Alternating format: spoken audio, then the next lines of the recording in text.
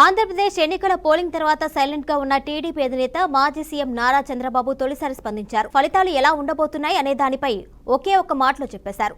America నుంచి హైదరాబాద్ వచ్చిన Chandrababu TDP ముఖ్య నేతలతో టెలికాన్ఫరెన్స్ నిర్వహించారు. ఈ నెల 31న 175 అసెంబ్లీ 25 పార్లమెంట్ నియోజకవర్గాల చీఫ్ ఎలక్షన్ ఏజెంట్లతో సమావేశం నిర్వహించినట్లు చంద్రబాబు తెలిపారు. అమెరికా నుంచి వచ్చి రాగానే చంద్రబాబు టెలికాన్ఫరెన్స్ నిర్వహించారు. పలు కీలక అంశాలపై సూచనలు చేశారు. జూన్ 1వ తేదీన జోనల్ స్థాయిలో కౌంటింగ్ ఏజెంట్లకు శిక్షణ ఇవ్వనున్నారు.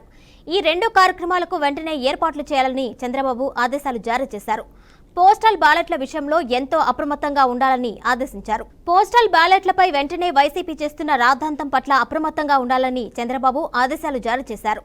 ఓటమికి వైసీపీ నేతలు కారణాలు వెతుకుతున్నారని చంద్రబాబు అన్నారు. ఎన్నికల కమిషన్, పోలీసుల తీరుపై అందుకే విమర్శలు చేస్తున్నారని నేతలు చెప్పారు. కౌంటింగ్ రోజు పూర్తి బందోబస్తు ఏర్పాటు చేయాలని ఈసీకి, డీజీపీకు లేఖ రాయాలని టీడీపీ నిర్ణయం తీసుకున్నారు.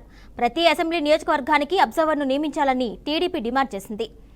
175 నియోజకవర్గాలకు 128 మాత్రమే పరిశీలకుల్ని నియమించడం పట్ల టీడీపీ అభ్యంతరం వ్యక్తం చేసింది.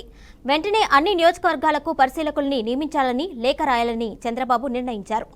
రేపు సాయంత్రం అమరావతికి చంద్రబాబు బయలుదేరనున్నారు.